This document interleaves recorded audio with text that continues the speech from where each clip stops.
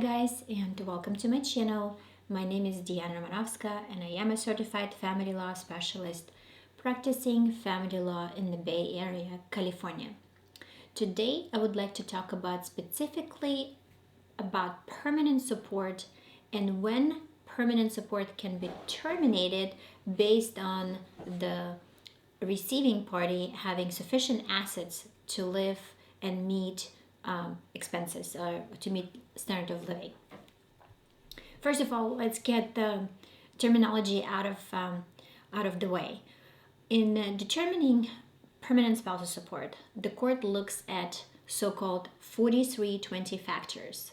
4320 is a family code section that explains 14 factors that court must consider before granting permanent support. The most important three factors is number one, ability to pay, need to receive, and the standard of living. Depending on the length of the marriage, we look at the last 3 to 5 years of marriage to see the tax returns, the way parties spend their money, to see what they were used to during the marriage. So that's number one. Number two, specifically for today, I would only like to talk about 4320E family code section. That includes that the court must consider each party's separate property assets in awarding support.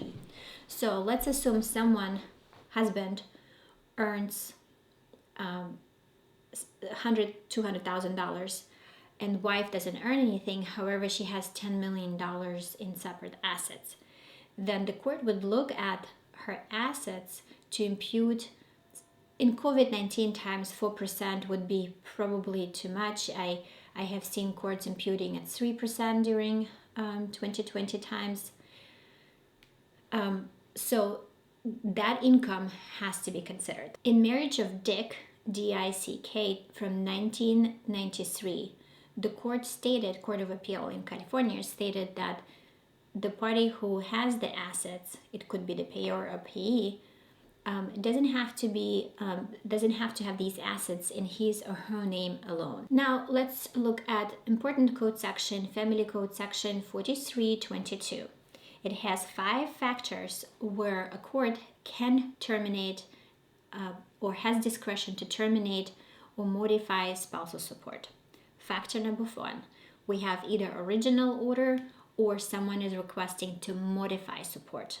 Number 2, no children are involved in this type of situation for 4322 to apply. Number 3, one of the party has acquired a lot of separate property assets.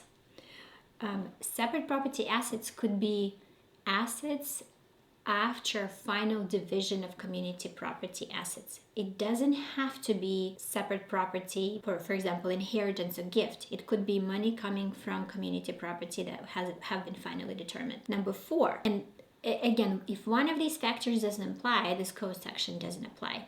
And number 4, sufficient for receiving party, the receiving party who has these assets have to be sufficient to meet living expenses. How do we know?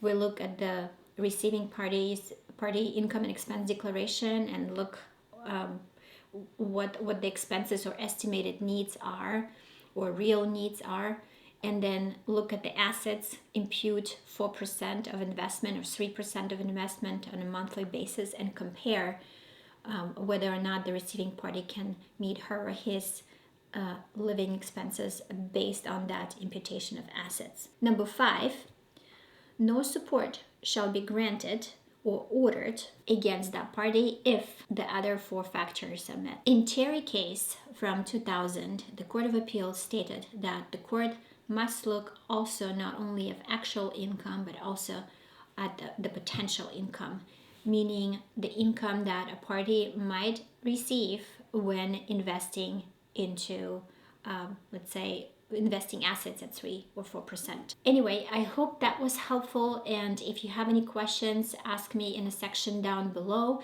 If you like this video, click like and subscribe. I will see you soon. Bye!